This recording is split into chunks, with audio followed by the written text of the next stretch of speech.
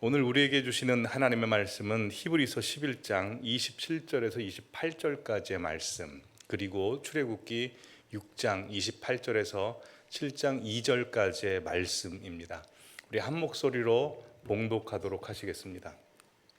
믿음으로 애굽을 떠나 왕의 노함을 무서워하지 아니하고 곧 보이지 아니하는 자를 보는 것 같이 하여 참았으며 믿음으로 유월절과 피 뿌리는 예식을 정하였으니 이는 장자를 멸하는 자로 그들을 건드리지 않게 하려 한 것이며 여호와께서 애굽 땅에서 모세에게 말씀하시던 날에 여호와께서 모세에게 말씀하여 이르시되 나는 여호와라 내가 네게 이르는 바를 너는 애굽 왕 바로에게 다 말하라. 모세가 여호와 앞에서 아뢰되 나는 입이 둔한 자이오니 바로가 어찌 나의 말을 들으리이까.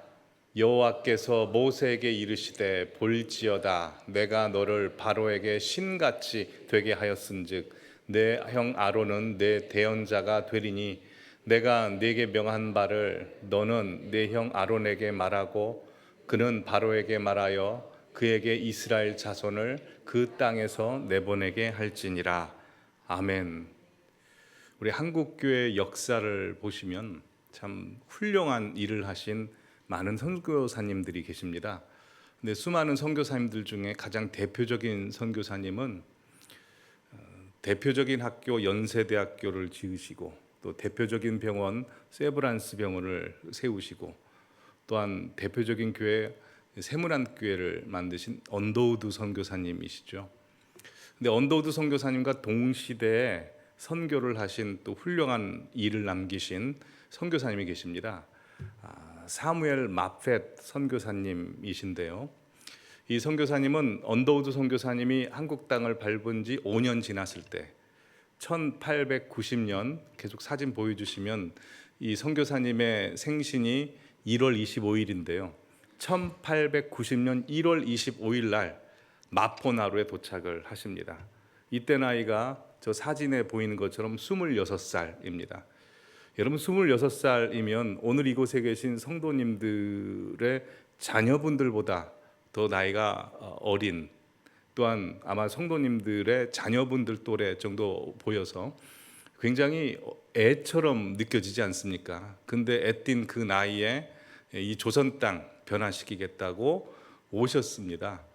그래서 처음 3년 동안은 서울에서 계시고 이제 3년 후에 평양에서 사역을 하시는데 널다리꼴 교회, 평양 대부운동의 전신인 평양 장대현 교회를 세우셨습니다. 보여주시죠. 평양 장대현 교회. 그리고 뿐만 아니라 1000개 넘는 한국에 있는 교회를 세우셨고 또 300개나 되는 여러 학교를 숭실대학교 전신이죠. 그런 학교들을 많이 세우셨습니다. 그리고 작년 가을에 장신대를 방문하신 성도님들께서는 다 박경수 총장님을 통해서 들으셨겠지만 1901년도에 장로회 신학대학교의 전신인 평양 장로회 신학교를 세우십니다. 그리고 많은 후학들을 가르치시는데요. 이 평양 장신대학교에서 배출된 신학생들 중에 한국 사회와 한국 교회 획을 그으신 분들이 많습니다. 보여주시면 길선주 목사님, 이기풍 목사님, 최건능 목사님, 한석진 목사님, 주기철 목사님, 김익두 목사님, 손양호 목사님, 한경진 목사님 등등 참 훌륭한 업적을 남기신 우리가 본받을 만한 목사님들이 많이 배출이 되셨습니다. 이 사무엘 마펫 선교사님께서는 46년 동안 한국에서 이런 수많은 인물들을 배출하시고 학교와 또 교회를 많이 세우셨는데요. 1936년도에 일제가 신사참배로 강압적으로 우리나라를 핍박하지 않습니까? 그때 선교사님께서는 신사참배를 강하게 거부하십니다. 그 사건으로 인해서 일제 압박으로 인해 어쩔 수 없이 미국으로 추방당하게 되십니다. 그래서 미국에 가실 때 가방 2개만 딱 들고 가십니다. 근데 그분은 한국에 대한 사랑함과 열망이 있어서 내가 다시 돌아오리라 해서 가실 때 왕복표를 구매하십니다. 다시 돌아올 것을 생각하셔서. 그리고 미국에 사시는데 원래 고향이 그 인디애나주 메디슨 카운티라는 도시에 사셨는데 그곳으로 가시지 않고 배를 타고 빨리 돌아올 수 있는 캘리포니아의 어떤 한 시에 가서 조그만 차고를 개조해서 사십니다. 사시면서 다시 돌아오실 줄 알았지만 36년도에 가셨다가 1939년도에 하나님의 부르심을 받습니다. 선교사님의 아드님의 증언에 따르면 미국에 계시던 3년 동안 오로지 이 한국 땅에 대한 우리나라 땅에 대한 그 아픔과 슬픔 때문에 눈물로 기도하셨답니다. 일제에 의해서 핍박당하고 고통당할 우리 민족을 생각하니 너무나 가슴이 아파서 그렇게 기도하셨답니다. 그리고 입버릇처럼 말씀하시기를 나는 다시 우리나라의 조선 땅에 돌아올 거라고, 돌아와서 조선 땅에서 묻히겠다고 그렇게 말씀을 하신 겁니다. 근데 미국에서 돌아가셨습니다. 근데 장신대 가셨던 분들은 다들 들으셨다시피 선교사님께서 돌아가신 지 67년 만에 선교사님이 우리나라 땅에서 미국으로 가신 지 딱 70년 만에 2006년도에 우리가 잘 아는 박경수 총장님께서 미국으로 가셔서 선교사님의 유해를 모시고 장신대로 와서 장신대 도서관 앞에 이장을 해드렸죠. 그래서 선교사님의 삶과 이런 업적들, 그분의 인생을 생각해 보면 웬만한 한국 사람보다 한국을 더 깊이 사랑하셨던 분입니다. 그래서 그분을 생각하면 참 너무 감사하고 고맙습니다. 근데 생각해 보면 무엇이 선교사님으로 하여금 그 꽃다운 청춘인 26살 때 자신의 인생을 다 던져서 우리나라 땅으로 오게 하셨을까요?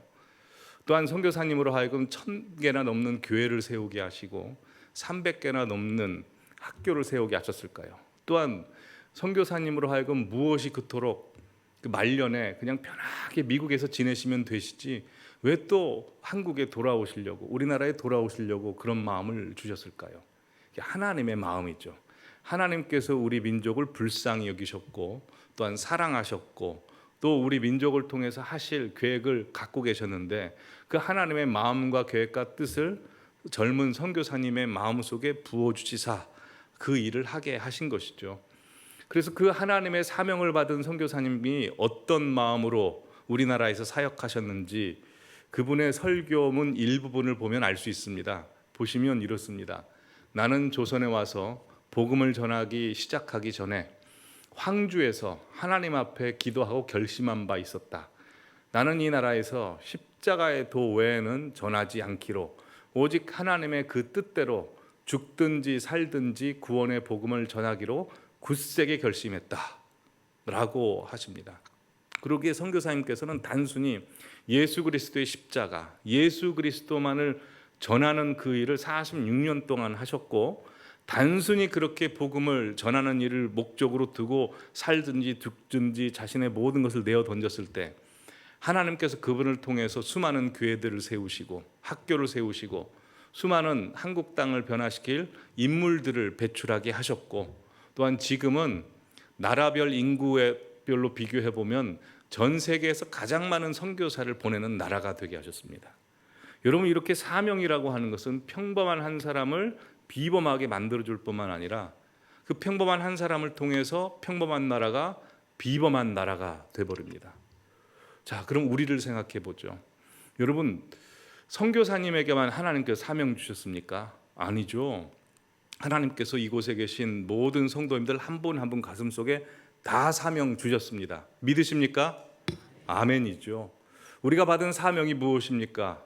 다들 잘 아시지만 화면 보시면서 같이 읽어보도록 하시겠습니다. 마태복음 28장 같이 읽어보겠습니다. 시작. 그러므로 너희는 가서 모든 민족을 제자로 삼아 아버지와 아들과 성령의 이름으로 세례를 베풀고 내가 너희에게 분부한 모든 것을 가르쳐 지키게 하라. 볼지어다 내가 세상 끝날까지 너희와 항상 함께 있으리라 하시니라. 사도행전 1장 8절도 같이 읽겠습니다. 오직 성령이 너희에게 임하시면 너희가 권능을 받고 예루살렘과 온 유대와 사마리아와 땅끝까지 이르러 내 증인이 되리라 하시니라. 이 사명은 이곳에 계신 모든 성도님들 주님께서 직접 우리에게 주신 것이고 직접 받으신 것입니다.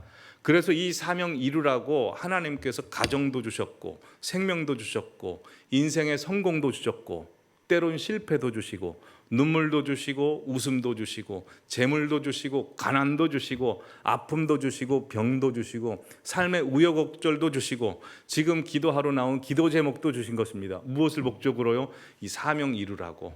그러니 우리에게 사명 이룰 때 필요한 것이 무엇일까요? 믿음이죠. 그래서 오늘은 주님이 찾으시는 믿음 15번째 시간으로 사명자에게 필요한 믿음이라는 제목으로 모세의 사명을 통해서 하나님의 말씀 함께 듣도록 하겠습니다. 자, 사명자에게 필요한 믿음이 무엇일까요? 세 가지를 나눌 텐데요. 첫 번째는 용기와 담대함입니다. 우리가 사명대로 살고자 할 때 간과하지 말아야 되는 것이 있습니다. 그것은 사명대로 살기 무지 어렵다는 겁니다. 사명대로 살기 어려운 이유는 두 가지입니다. 첫 번째로 이 사명이라고 하는 것은 우리의 꿈이 아니고 하나님의 꿈이기 때문에 우리의 생각과 우리 지식과 우리의 능력과 우리 힘 정도로 이룰 수 있는 게 아닙니다. 하나님의 힘으로 할 수 있습니다. 우리가 감당할 수 없는 일입니다. 두 번째로 사명대로 살면 사단이 무지 싫어합니다. 사단이 방해합니다. 그래서 사명자로 사는 것은 쉽지 않습니다. 그러기에 사명자에게 필요한 것은 이 모든 것을 극복하려면 용기와 담대함이 필요합니다. 오늘 본문에 등장하는 모세도 마찬가지입니다. 다들 아시다시피 모세는 사명받았습니다. 이스라엘 백성들을 이끌고 출애굽하라는 것이죠. 모세는 이스라엘 백성들에게도 하나님의 말씀을 전해야 되고 또 이스라엘 백성들을 압제하고 있던 바로에게 찾아가서도 하나님의 말씀을 전해야 합니다. 오늘 읽으신 출애굽기 6장 말씀 보시면 하나님이 이렇게 말씀하시죠. 너는 이스라엘 자손에게 말하기를 하면서 내가 너희를 이스라엘 애굽에서 빼내고 건지고 속량할 것이다. 그리고 내가 너희의 하나님이 되기로 될 것이다. 8절 말씀 같이 읽어보시겠습니다.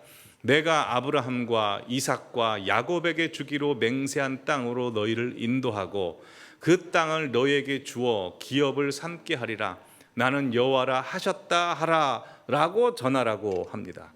자, 그렇게 말씀하셨는데요. 모세가 이 말씀을 듣고 일단 자기 백성에게 가서 말해야 되는데 이게 쉬웠을까요? 어려웠을까요? 무지 어렵습니다. 세 가지 차원에서 어렵습니다. 첫 번째로 다들 아시다시피 모세는 40세부터 80세 동안 애굽에 간 적이 없습니다. 자기 고향 땅에 간 적도 없고 미디안 땅에 혼자 숨어 있었습니다. 한 번도 찾아보지 않은 자기 민족에게 가서 어느 날 갑자기 하나님이 일하라고 한다. 우리 이 일 좀 같이 하자라고 그 말을 모세 스스로가 꺼낼 수 있습니까? 민망하죠. 여러분 몇십 년 동안 대화 한 번도 안 하고 연락도 안 한 친구에게 갑자기 뭐 도와달라고 무슨 일 같이 하자고 교회 다니자고 이 말 꺼내기 쉽습니까? 그러지 않죠. 결정적인 말 하기 위해서는 미리 전화를 몇 번 하고 좀 친해지고 좀 뭐가 무르익어야 할 수 있지 않습니까? 근데 모세는 그냥 다짜고짜 가자마자 하나님이 너희들 출애굽하라고 한다라고 말을 전해야 되는 겁니다. 이거 쉽지 않죠. 민망함이 있습니다. 두 번째로 모세는 자기 백성들로부터 받은 상처, 트라우마가 40년 동안 있습니다. 다들 아시다시피 모세가 40세 때 이스라엘 백성들을 위해서 편들어 주려고 자기의 바로의 왕자라는 정체성은 다 버리고 히브리 사람의 정체성을 선택했습니다. 그럼에도 불구하고 히브리 사람이 자기 편을 들어주지 않았죠. 얼마나 서운했습니까? 40년 동안 그거 생각했을 텐데 그 트라우마를 극복해야 됩니다. 그리고 세 번째, 모세가 가서 전해야 될 이스라엘 백성들 숫자가 몇 명입니까? 남자만 60만 명 이상 되고 남녀노소 다 합치면 200만 명이 넘습니다. 1대 다수로 전해야 됩니다. 여러분 1대1로 전하는 거는 그나마 할 수 있습니다. 제가 고등학교 때 성령 충만 받고 전도해야 된다는 하나님의 마음을 주셔서 노방 전도를 그냥 다짜고짜 나갔습니다. 그때 1대1로 전도하면서 사람들이 핍박하고 무시하고 조롱하고 하는 그 일들을 당했을 때요 오히려 기뻤습니다. 감사했습니다. 근데 한번 말씀드린 적이 있지만 제가 다니던 고등학교의 전교 학생회장 선거 날 제가 선거관리위원장을 맡게 돼서 사회를 보는 도중에 성령께서 자꾸 여기서 전도하라고 2,000명이나 되는 학생들과 교장 선생님들 앞에서 전도하라고 계속 그러시는 겁니다. 당시에는 성령님과 깊은 대화를 나누려고 했던 시기였기 때문에 제가 민감하게 반응을 했거든요. 하나님 아닙니다. 이건 아닙니다. 이거 했다간 저 완전 망신입니다. 이건 좀 봐주십시오. 그럼에도 불구하고 계속해서 마음을 주시는 겁니다. 그래서 어떡합니까? 그래서 했습니다. 여러분, 보이는 세상이 다가 아닙니다. 보이지 않는 세상이 있습니다. 우리가 인생을 살면 여기서 끝이 아닙니다. 천국과 지옥으로 나뉩니다. 주님을 영접해야 우리가 지옥 가지 않고 천국 갑니다. 그러니 예수 믿으십시오. 정확히 이 내용으로 복음을 전파했습니다. 했더니 하나님께서 하늘의 기쁨과 만족과 그 은혜와 내가 너와 함께한다, 너 잘했다 라는 마음이 전혀 안 들었습니다.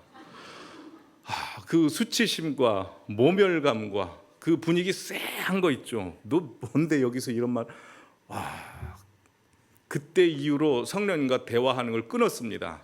방언 기도도 끊고 활활 타올랐던 제 신앙이 확 꺼져버렸습니다.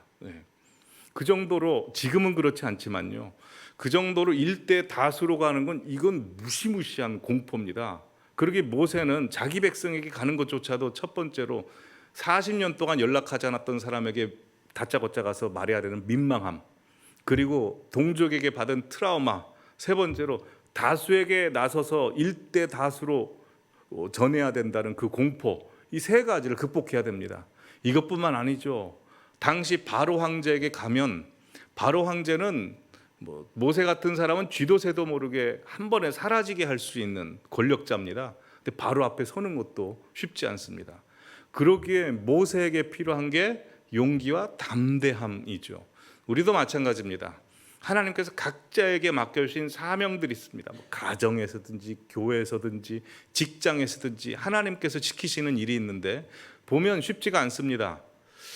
내 힘으로 해결할 수 없을 때가 많고요. 또한 일을 하다 보면 내가 꺼려하는 사람, 불편한 사람, 좀 같이 안 했으면 하는 사람이 꼭 딸려오는 경우들이 있습니다.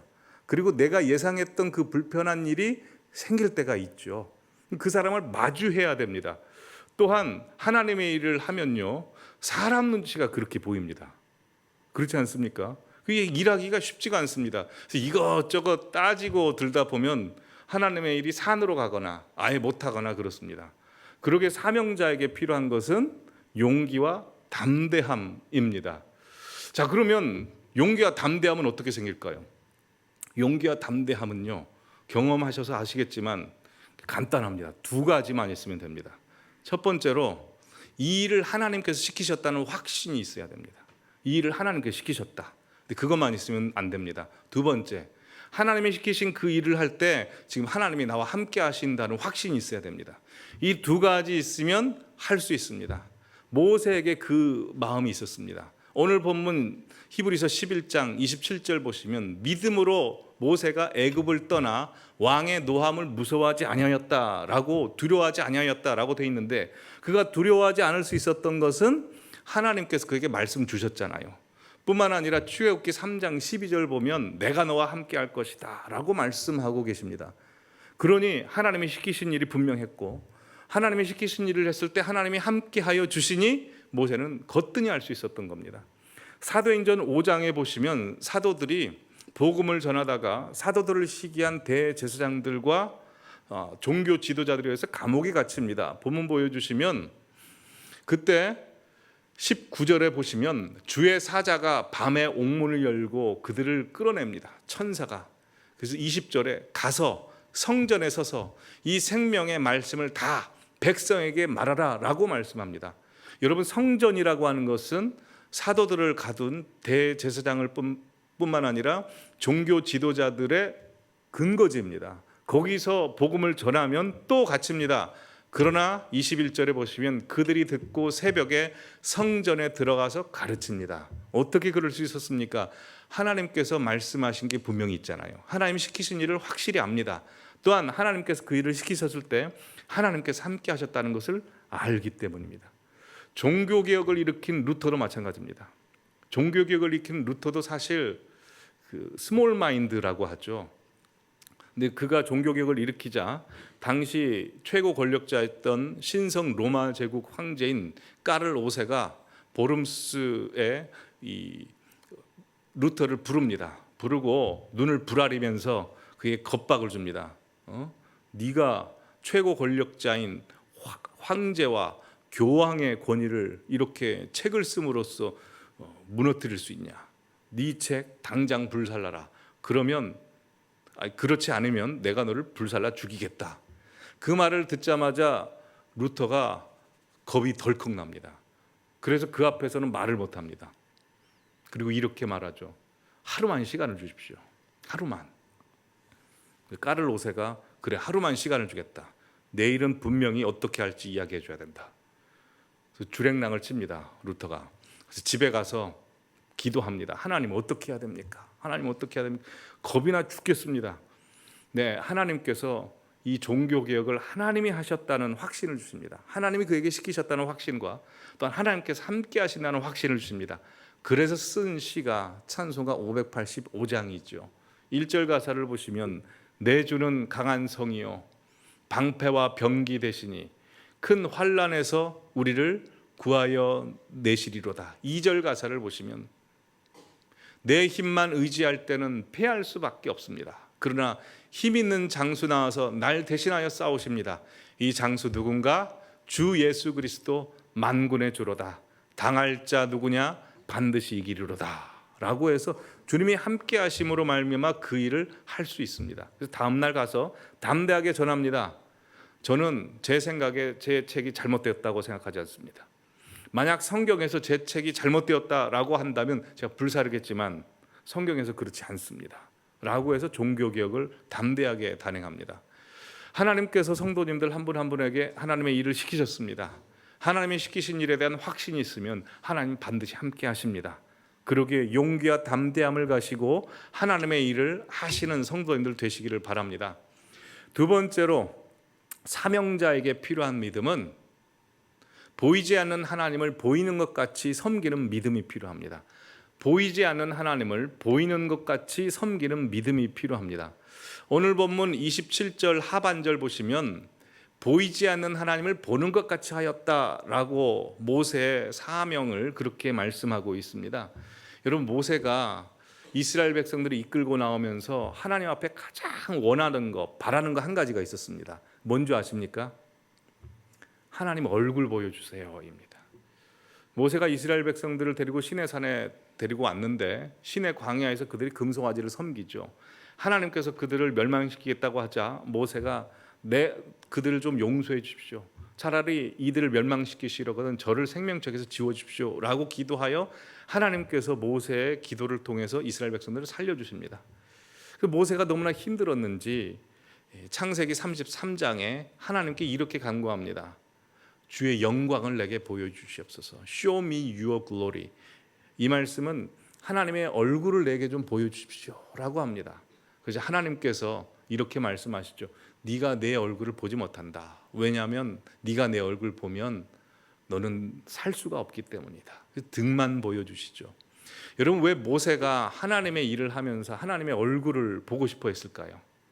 모세의 심정 다들 아시죠? 일단 하나님이 너무나 사모하고 하나님을 보고 싶어 했기 때문에 하나님의 얼굴 보여달라고 했을 겁니다. 뿐만 아니라 두 번째로 하나님의 사명을 이루기에 자기가 너무나 연약하고 부족하고 모르는 것도 많고 하기 때문에 하나님의 얼굴이 너무나 보고 싶었을 겁니다. 우리도 그렇지 않습니까? 인생이 안 풀리고 하나님의 일을 할 때 어떻게 할지 모릅니다. 하나님 얼굴 좀 보여주십시오. 하나님 얼굴 좀 보여주십시오 하죠. 하나님 얼굴 보여주십니까? 안 보여주시죠. 하나님 얼굴 안 보여주십니다. 요한복음 1장 말씀 보시면 하나님을 본 사람이 없다라고 해서 하나님의 얼굴을 실제로 본 사람이 없습니다. 왜 하나님께서는 얼굴을 안 보여주시고 우리는 하나님의 얼굴을 볼 수가 없을까요? 아까도 말씀드렸다시피 하나님의 얼굴 보면 부정한 우리가 거룩하신 하나님의 얼굴을 보면 마치 태양의 모든 것이 가면 사라지는 것처럼 사라져버리기 때문입니다. 감당할 수가 없습니다. 뿐만 아니라 하나님은 창조주이시고 우리는 피조물이기 때문입니다. 피조물은 창조주를 볼 수 없습니다. 왜냐하면 피조물은 피조세계에 갇혀 있기 때문에, 그리고 창조자는 피조세계 바깥에 있기 때문에 그렇습니다. 한번 말씀드린 적이 있죠. 셰익스피어는 영국의 최고의 극작가이죠. 셰익스피어가 지은 최고의 작품은 햄릿이 있습니다. 비유하자면 셰익스피어는 창조주고 셰익스피어가 지은 햄릿은 피조물입니다. 자, 햄릿을 지은 셰익스피어를 발견하기 위해서 햄릿을 첫 장부터 마지막까지 자세하게 읽어봅니다. 읽어보면 거기에 셰익스피어가 등장합니까? 등장하지 않습니까? 찾을 수가 없죠. 근데 거기서 셰익스피어를 못 찾았다고 셰익스피어가 존재하지 않는 인물입니까? 그렇지 않죠. 존재합니다. 왜냐하면 셰익스피어는 햄릿의 바깥에서 햄릿을 지은 사람이기 때문에. 하지만 햄릿을 읽어보면 문체나 문장이나 내용 속에 셰익스피어의 캐릭터가 살아있죠. 이걸 제가 이야기한 게 아닙니다. C.S. 루이스가 이야기했습니다. 보여주시면, 영어로 Looking for God or heaven by exploring space is like reading or seeing all Shakespeare's plays in the hope that you will find Shakespeare as one of the characters. 영어 다들 잘 하시겠지만 번역을 했습니다. 보시면 우주를 탐험하여 하나님이나 천국을 찾으려는 것은 셰익스피어의 희곡을 읽거나 보면서 그를 만나기를 바라는 것과 같다. 이 문장은 이렇게 되어 있습니다. 셰익스피어는 어떤 의미에서 그의 모든 희곡의 모든 순간 속에 존재하지만 결코 작품 속 인물처럼 존재하지는 않는다. 우리의 현실이 그렇습니다. 하나님이 우리를 피조세계 바깥에서 지으셨기 때문에 피조물인 우리는 하나님을 볼 수가 없습니다. 그렇다고 하나님이 존재하지 않은 겁니까? 아니죠. 존재하죠. 볼 수 없는 하나님이지만 느낄 수 없습니까? 느낄 수 있습니다. 볼 수 없는 하나님이지만 믿을 수 있고 사랑할 수 있습니다. 그래서 베드로전서 1장 8절 말씀 보시면 이렇게 베드로가 말씀합니다. 예수를 너희가 보지 못하였으나 사랑하는도다. 사명자가 아는 겁니다. 사명자가 누리는 특권은 무엇입니까? 하나님 보이지 않습니다. 그러나 사명을 주신 하나님이 분명히 살아계시다는 것과 나에게 사명을 주셨다는 것과 지금 나와 함께하고 계시다는 것과 지금 일하고 계시는 것을 알 수 있는 특권이 주어집니다. 뿐만 아닙니다. 우리가 이 세상에 살면서 하나님의 얼굴을 직접 보지 못하지만 볼 날이 곧 온다는 겁니다. 그걸 성경의 인물들이 다 알았습니다. 욥기 보시면 욥이 이렇게 고백하죠. 내가 육체 밖에서 하나님을 보리라. 내 눈으로 그를 보기를 낯선 사람처럼 하지 않을 것이다. 천국에 다녀왔던 바울도 이렇게 고백합니다. 그때에는 얼굴과 얼굴을 대하여 볼 것이요. 그때에는 주께서 나를 아신 것 같이 내가 온전히 알리라. 사도 요한도 이렇게 말씀합니다. 하늘 예배를 경험하고 그의 얼굴을 볼 터이요. 그의 이름도 그들의 이마에 있으리라 라고 말씀하셔서 곧 우리가 하나님을 보게 됩니다. 그러기에 우리가 하나님의 일을 할 때 중요한 것이 있습니다. 그건 하나님의 얼굴을 사모해야 한다는 겁니다. 언제 사모하는 겁니까? 그 주님을 만난 날을 사모해야 합니다. 여러분, 소를 끌고 쟁기질을 할 때 쟁기를 바라보면 이 밭의 고랑이 어떻게 파입니까? 삐뚤빼뚤하게 파이죠. 그러나 쟁기질을 할 때 어디를 봐야 하죠? 저 먼 목적지, 나무나 먼 목적지를 보고 쟁기질을 하다 보면 똑바로 쟁기질이 되죠. 마찬가지입니다. 우리가 하나님의 일을 할 때 앞에 있는 여러 가지 골머리를 아프게 하는 일들이 있습니다. 또한 마음을 상하게 하는 일들이 있죠. 그 일들만 생각하고 막 내 자존심 생각하고 여러 가지 생각하면 하나님의 일을 하다가 삐뚤빼뚤해집니다. 그러나 주님 다시 오시는 날, 내 천국 가서 주님 만나는 날, 하나님께서 나에게 주신 궁극적인 사명만 딱 딱 바라보고 가면 지금 앞에 있는 놓여 있는 문제가 이리 가든 저리 가든 우리는 똑바로 걸어갈 수 있다는 것입니다. 그래서 그렇게 걸어가시기를 바랍니다. 그래서 성경에 보면 우리 보러 이 땅에선 하나님의 얼굴을 볼 수 없지만 참 역설적이게도 하나님의 얼굴을 보기를 사모하고 구하라라고 말씀합니다. 성경 말씀 보여주시면 역대상 16장에 항상 그의 얼굴을 찾을지어다. 시편 27편 8절도 다윗이 고백합니다. 너희는 내 얼굴을 찾으라 하실 때 내가 마음으로 주께 말하되 여호와여 내가 주의 얼굴을 찾으리이다.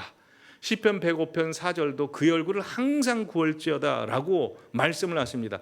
이 땅에서 육안으로 볼 수 없는 하나님의 얼굴을 보라 라고 말씀합니다. 사무엘 마페 선교사님 동시대에 오셨던 언더우드 선교사님께서 오셔서 최초의 선교사님이시기에 이 조선 땅에 아무것도 없지 않았겠습니까? 이 땅에 오셔서 어떻게 선교하셨겠습니까? 언더우드 선교사님이 하신 기도문이라고 알려진 기도문이 있습니다. 언더우드 선교사님이 직접 쓰셨는지 아닌지는 확실치 않지만 언더우드 선교사님께서 오셔서 또한 동시대에 오셨던 수많은 선교사님들께서 오셔서 우리나라 땅을 바라보며 하나님의 일을 할 때 심정이 딱 이와 같은 심정이셨을 겁니다. 보여주시면 이렇습니다.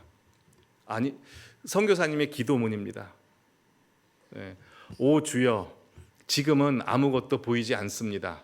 주님, 메마르고 가난한 땅, 나무 한 그루 시원하게 자라 오르지 못하고 있는 땅에 저희들을 옮겨와 앉히셨습니다. 주께서 붙잡아 뚝 떨어뜨려 놓으신 듯한 이곳, 지금은 아무것도 보이지 않습니다. 보이는 것은 고집스럽게 얼룩진 어둠뿐입니다. 그들은 묶여 있는지도 고통이라는 것도 모르고 있습니다. 고통이 고통인 줄 모르는 자에게 고통을 벗겨주겠다고 하면 의심부터 하고 화부터 냅니다. 조선 남자들의 속셈이 보이질 않습니다. 이 나라 조정의 내심도 보이지 않습니다. 조선의 마음이 보이지 않습니다. 그리고 저희가 해야 할 일이 보이지 않습니다. 그러나 주님, 순종하겠습니다. 겸손하게 순종할 때 주께서 일을 시작하시고 그 하시는 일을 우리들의 영적인 눈이 볼 수 있는 날이 있을 줄 믿나이다. 믿음은 바라는 것들의 실상이요 보지 못하는 것들의 증거니 라고 하신 말씀을 따라 조선의 믿음의 앞날을 볼 수 있게 될 것을 믿습니다. 지금은 예배드릴 예배당도 없고 학교도 없고 그저 경계와 의심과 멸시와 천대함이 가득한 곳이지만 이곳이 머지않아 은총의 땅이 되리라는 것을 믿습니다. 주여, 오직 제 믿음을 붙잡아 주소서. 그 땅에 그 시절에 우리 선교사님들께서 이렇게 기도하시고 그런 마음을 갖고 선교하셨기 때문에 이런 나라가 될 수 있었던 것 아닙니까? 우리가 복음을 얻게 된 겁니다. 여러분, 근데요, 우리가 하나님의 일을 이렇게 하면서 주님의 얼굴을 사모하며 이렇게 갈 때 하나님께서 종종 하나님의 얼굴 비슷한 걸 보여주실 때가 있습니다. 참 하나님께서는 유머러스 하신 분이라서 하나님의 얼굴 보고 싶습니다 할 때 보여주실 때가 있더라고요. 여러분, 덴젤 워싱턴 아시죠? 영화 배우 덴젤 워싱턴은 어렸을 때부터 할머니의 신앙을 물려받았습니다. 할머니께서 그가 기도하는 사람으로 되기 위해서 어린 시절에 덴젤 워싱턴이 침대에서 자고 있으면 신발을, 슬리퍼를 침대 깊은 속에 둡니다. 왜냐하면 아침에 일어나서 가장 먼저 자신의 신발을 꺼내기 위해서 무릎을 꿇고 고개를 숙이고 침대 속에 들어갔을 때 거기서 기도하라고, 하나님 앞에 항상 기도해야 된다 하고 신발을 침대 속 깊은 속에 두었답니다. 그래서 덴젤 워싱턴이 최근에 목사님이 되셨습니다. 요트에 믿는 사람들과 함께 타고 요트에서 있었는데 아마 Show Me Your Glory라는 하나님의 얼굴을 구하는 찬양이 있습니다. 참 은혜스러운 찬양인데요. 그 찬양을 듣고 있었나 봅니다. 덴젤 워싱턴 이 배우가 하나님의 얼굴이 너무나 보고 싶어서 주님의 얼굴을 좀 보여주십시오 라고 기도했더니 성령께서 마음속에 저 우측으로 돌려서 사진을 찍어라, 핸드폰 사진을 찍어라. 최근에 있었던 일입니다. 그래서 사진을 딱 찍었답니다. 보여주시면 이렇습니다. 이 사진인데요, 보면 명확하진 않지만 이 구름이랑 보시면 하나님의 얼굴 비슷한 거를, 하나님이 선글라스 낀 것 같은, 유머러스한 하나님께서 이렇게 보여주셨다고 그가 나와서 방송에서 이야기하는 것을 봤습니다. 뿐만 아니라 2차 세계대전 때 어떤 중국인 사진사가 복음을 전해 듣고 뭔지를 모르겠어서 예수님이 정말 계시다면 예수님을 보여주십시오 라고 했을 때 사진을 찍어라는 음성이 들려오죠. 그래서 이 사진을 찍었다고 하죠. 이제 보여주시죠. 예. 하나님께서는 하나님의 진짜 얼굴을 우리에게 보여주시지는 않으셔도 비슷한 얼굴들을 보여주십니다. 그러기에 날마다 우리가 하나님의 일을 하면서 간절히 사모해야 되는 것은 주님 얼굴 보고 싶습니다. 예. 볼 수 없지만 얼굴 보고 싶고 얼굴을 구하시는 우리 모든 성도님들 되시기를 바랍니다. 아무리 힘들고 어려워도 주님의 얼굴 때문에 우리가 감당할 수 있을 것입니다. 마지막 세 번째, 사명자에게 꼭 필요한 믿음이 있습니다. 그것은 예수님의 복음을 직접 전하는 믿음입니다. 오늘 본문 28절 다 함께 읽으시겠습니다. 믿음으로 유월절과 피 뿌리는 예식을 정하였으니 이는 장자를 멸하는 자로 그들을 건드리지 않게 하려 한 것이니라. 자, 모세의 사명을 이루는 믿음 중에 한 가지를 짚으시는데 유월절 행한 것을 짚으십니다. 여러분, 유월절이라고 하는 것은 다들 아시다시피 하나님께서 애굽 땅에 죽음의 사자를 보내셔서 장자는 다 죽게 하셨습니다. 장자는 모든 것이기 때문에 모든 것은 죄로 죽었다는 것을 상징하기 위해서 장자를 죽게 하시는데 오직 이스라엘 백성들만은 양의 피를 가지고 문설주와 문 임방에 발라서 그곳을 패스오버, 죽음을 넘어가게 하는 거죠. 그래서 이 유월절의 상징은 다들 아시다시피 예수님께 하나님의 모든 진노가, 죽음의 진노가 들어가고 우리는 예수 그리스도의 보혈로 말미암아 구원함을 얻는 것이죠. 근데 한번 생각해 보시죠. 모세가 이 말씀을 받았습니다. 하나님께서 이스라엘 백성들 전체 다 대놓고 이 말씀을 하시지 않으셨습니다. 모세 한 사람에게 유월절 정결 예식 지키라고 말씀하셨습니다. 근데 모세가 이 말씀 듣고 귀찮고 힘들고 번거로우니까 안전했다고 한번 생각해 봅시다. 그럼 어떻게 될까요? 이스라엘 백성들 장자는 다 죽습니다. 그렇지 않습니까? 모세는 직접 전해야 합니다. 여러분, 우리의 사명도 마찬가지입니다. 우리가 교회를 크게 짓고 사람들을 많이 오고 무슨 행사를 하고 사실 그거는 다 비본질적인 거고요. 그 행사와 모든 것을 하는 목적은 어디에 있습니까? 예수 그리스도 복음 전하라는 데 있습니다. 그거 안 하면 안 됩니다. 저도 사명이 그렇습니다. 일단 우리 교회 성도님들 다 천국 갈 수 있도록 하나님의 말씀을 그대로 전하는 도구가 돼야 됩니다. 그리고 하나님께서 저에게 주신 사명 2차적인 목적은 천국에 가실 성도님들 한 분 한 분을 복음으로 무장시켜서 복음을 전하게 하여 지옥 갈 영혼들 천국 가게 만드는 거죠. 그렇지 않습니까? 이게 교회가 존재하는 가장 첫 번째 사명이고 가장 중요한 겁니다. 교회가 그 일을 하지 않으면, 우리가 그 일을 하지 아니하면 우리가 하나님의 사명 감당하고 있지 않는 것입니다. 가장 중요한 것이기 때문에요. 영화 한 편을 준비했습니다. 1998년도에 나온 천국보다 아름다운이라는 영화인데요. 천국과 지옥에 대한 영화입니다. 로빈 윌리엄스란 배우가 주연으로 나온 영화인데요. 천국과 지옥에 대해서 이야기를 해주는데 저는 좀 충격을 받았습니다. 영상을 보시고 어린아이들에게는 보여주지 마시기를 바랍니다. 하지만 우리가 장착할 천국과 지옥은 이보다도 훨씬 더 한 곳이라는 것을 보시면서 한번 함께 감상하시겠습니다.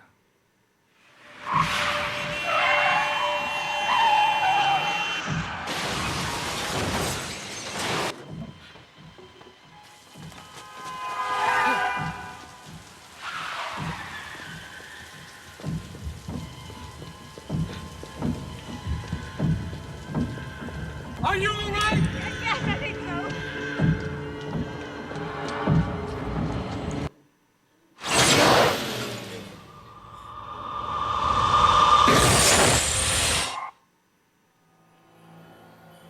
Who are you? Doc? Are you operating on me? Who are you? Why can't I see you?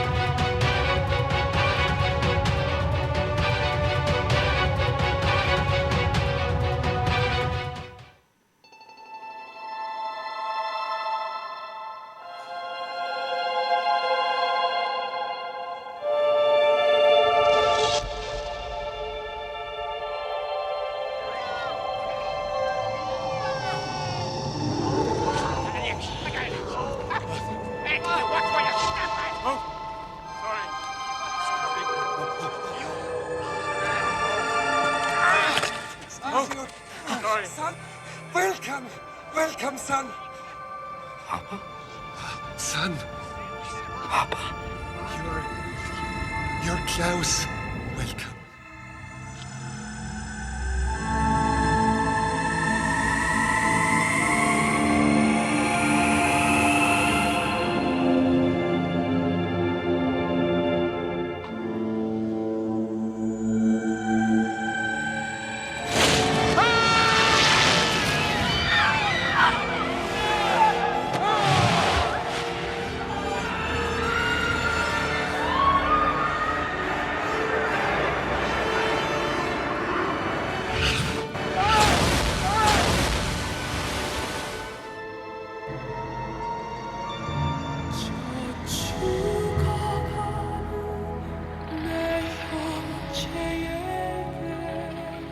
생명을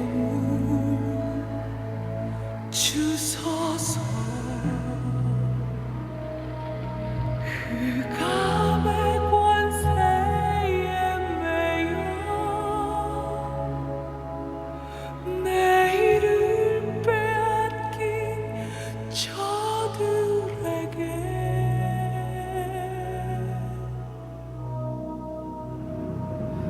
저소망 텅 빈 가슴에 새는 주소서.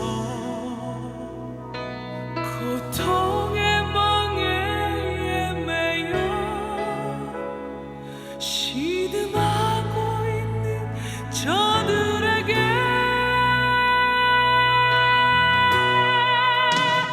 아버지여, 이 백성 다시 살게 하소서. 묶였던 자 자유케 되는 영광의 날을 주소서. 네. 지금 이 시대는 성경에서도 말씀하셨고 예수님께서 말씀하셨다시피 마지막 시대입니다. 마지막 시대라고 하는 것은 우리 눈에 보이지 않지만 사단마귀 그리고 하나님의 군대가 총동원되어서 지금 전투를 벌이고 있습니다. 어떤 전투일까요? 사람들의 마음을 다 뺏는 겁니다. 하나님께 향한 마음들을 다 뺏습니다. 그래서 무디게 합니다. 사람들을. 그래서 영혼에 대한 마음, 천국에 대한 마음, 예수 그리스도에 대한 마음을 다 가로막습니다. 결국 천국과 지옥으로 나눠지게 되고 심판이 있습니다. 그러기에 우리의 사명의 궁극적인 목적은 다른 거 아닙니다. 이 땅에서 잘 먹고 잘 사는 것 아무리 잘 먹고 잘 살아봤자 다 사라집니다. 천국과 지옥이 있습니다. 그러기에 항상 사명의 궁극적인 목적은 예수 그리스도의 복음을 전하여 모든 사람 천국으로 인도하는 것이니 아버지의 뜻도 그랬고 예수님도 그것 때문에 오셨고 우리에게 그것 때문에 믿게 하셨으니 그 사명 잘 감당하시기를 바랍니다. 제2차적인 사명은 무조건 예수 그리스도 복음 구원입니다. 자, 정리하겠습니다. 사명자에게 필요한 믿음, 첫 번째로 용기와 담대함이 필요합니다. 두 번째로 보이지 않는 하나님을 보이는 것 같이 섬겨야 됩니다. 세 번째로 궁극적으로 예수님을 전하는 우리 성도님들 되시기를 바랍니다. 저 죽어가는 내 형제에게 찬송하시겠습니다. 가사를 보여주시면 이렇습니다. 저 죽어가는 내 형제에게 생명을 주소서. 흑암의 권세에 매여 내일을 빼앗긴 저들에게 저 소망 없는 텅 빈 가슴에 새날을 주셔서 고통의 멍에 매여 있는 신음하고 있는 저들에게 아버지여 이 백성 다시 살게 하소서. 묶였던 자 자유케 되는 영광의 날을 주소서. 아버지여 이 나라 주의 것 되게 하소서. 영원하신 하늘 아버지 다시 섬기게 하소서. 이 기도가 우리 선교사님들의 기도였고 그 기도가 응답받아서 우리도 믿고 있습니다. 그러기 이 땅에 아직 예수 그리스도를 영접하지 않은 수많은 사람들 하나님 믿게 해달라고 기도하는 마음으로 우리 다 함께 찬양하겠습니다.